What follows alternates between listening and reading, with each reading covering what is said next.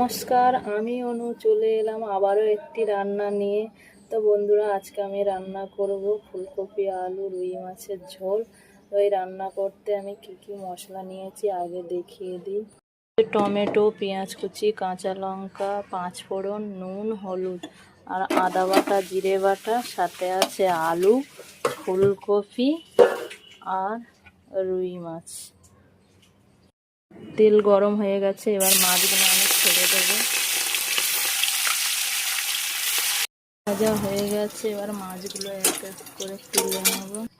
ওই তেলে এবার ফুলকপিগুলো একটু ভেজে নেব। আর আমি ফুলকপিগুলো আগে থেকে নুন হলুদ মাখিয়ে রেখেছি, তার আসল কারণ হলো তেলটা টেনে নেবে না আর ফুলকপির রঙটা সাদা হয়ে থাকবে না। এবার ফুলকপিটা ভেজে নেব ভালো করে। ফুলকপিটা হালকা ভাজা হয়ে গেছে, এবার তুলে নেব।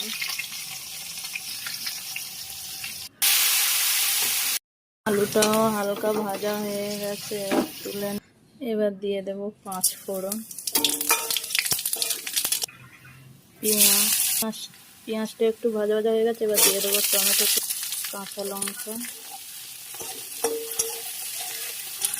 আদা বাটা, এবার দিয়ে দেবো নুন হলুদ।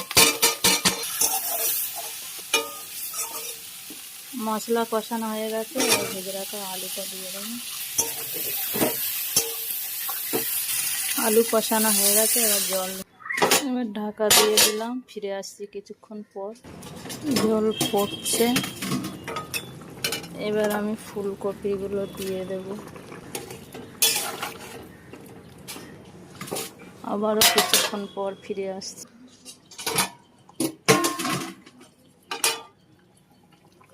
এবার জিরে বাটাটা দিয়ে দেব, মাছগুলো দিয়ে দেব।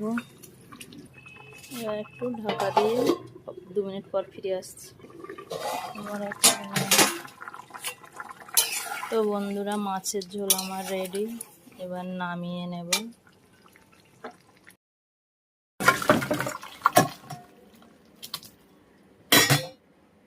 আমার রান্না আপনাদের ভালো লাগলে একটা লাইক কমেন্ট শেয়ার করে দেবেন। ভালো থাকবেন, থ্যাংক ইউ।